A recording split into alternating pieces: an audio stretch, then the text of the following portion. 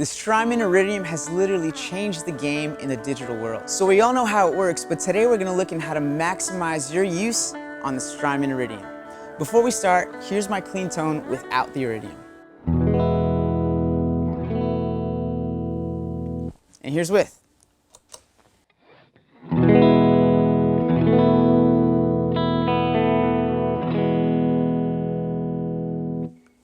So there I'm using the round setting, which is a Fender style amp into the cab.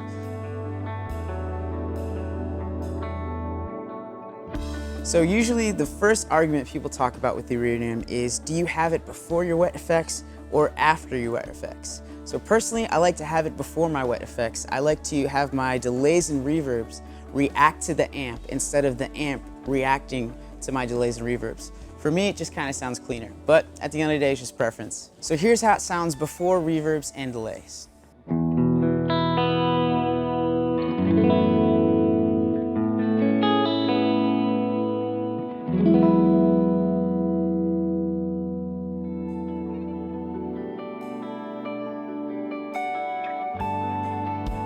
So the cool thing about the Iridium is that it has a room reverb feature where you can actually edit the size of room you're in, and it causes this kind of natural reverb, how it sounds when you usually record an amp in a room.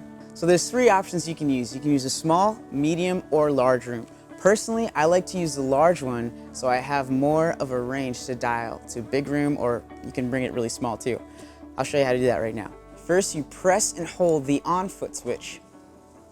As it starts blinking, you engage as a secondary function to change the room setting. Counterclockwise is small. As you go clockwise, it gets to mid or medium and all the way up to large. So I personally like to leave it on large, and once I save it, I can either have it large or bring it all the way back. And for me, it's a pretty good sounding reverb that you can use even without a reverb pedal. Another cool function on the Iridium is the favorite switch. You can set up and dial whatever tone you want and save it. So what I like to do with this is I have a crazy stacked Marshall sound with the gain literally on 100, and every time I click the favorite switch, I all of a sudden have this sick Marshall lead tone that is almost like a separate pedal on my board. So it's super useful when you're using the amp with a Fender or Vox setting and then all of a sudden need to crunch in a solo. Just hit the switch. There's the feedback. You know it's going to be big.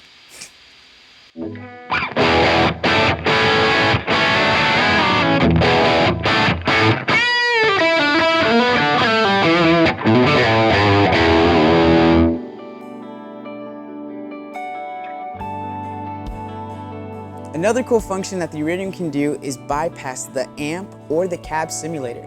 What this does is you can use different options of either using a different preamp before your cab, or you can turn off your cab and run it into an actual amp, which is pretty crazy with an amp simulator. So basically, you're using the Iridium as a preamp into another amp.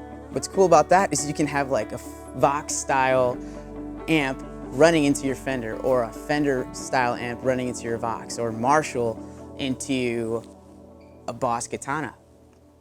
You can do anything you want. All right, so this is how you engage those bypass settings. First, you need to turn off your Iridium, take off the plug, and before you plug it in, hold the on foot switch.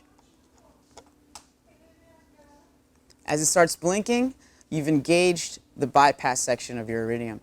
As you turn the amp knob, you'll notice that it changes colors. So when you move it to green, it bypasses the amp, which means you just have a cab sim going on. So if you wanted to introduce a different preamp or a cool overdrive pedal that can almost sound like an amp, you don't have to run through the Vox or the Fender or Marshall style amp. You can experiment with that preamp or that overdrive. As you move clockwise, it turns into amber. And amber bypasses the cab simulator. And so you might be asking, why would you ever do that to a pedal that's supposed to simulate a cab? So if you ever need to run into an amp, you can bypass the cab simulator and go directly into whatever amp the venue has. And when you move to the red setting, your Iridium is back to its original amp and cab simulator. Let me show you what I mean. We ran the Iridium in a Vox setting right into a Fender Tone Master Deluxe Reverb. blended the two sounds together, and this is what we got.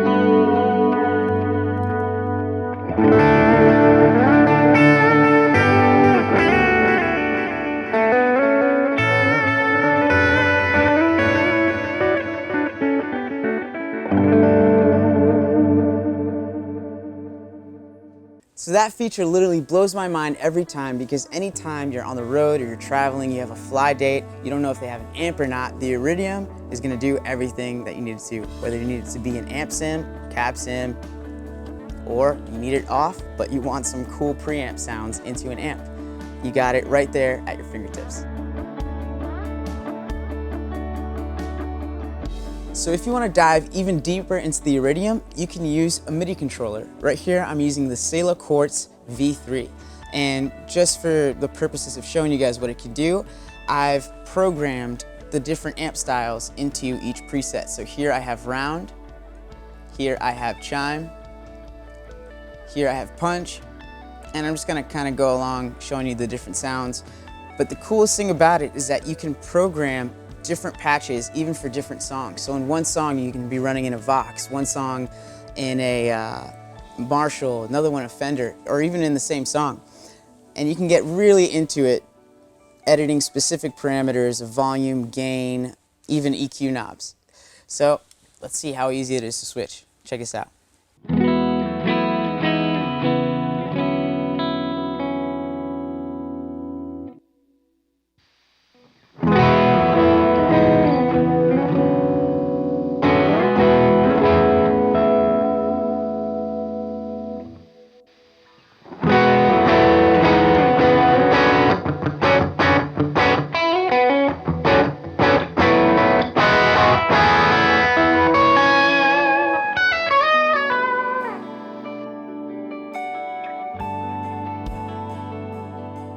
So right now we're running the Iridium in stereo. We have a left and a right output going into my effects and then out into the DAW.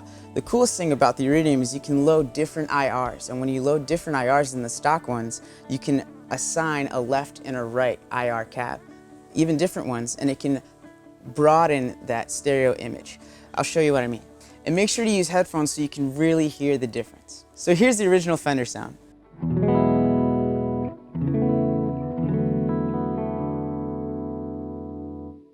And here's the stereo IR cabs.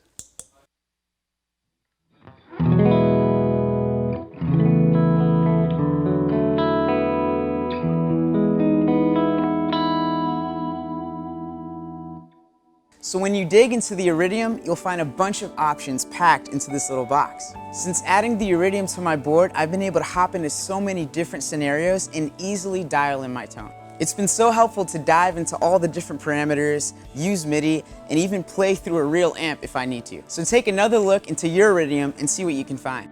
If you're interested in the Iridium, or pretty much anything else to build an awesome pedal board, check out tonetailors.com. If you found this video helpful, be sure to give it a thumbs up and subscribe. Thanks, guys.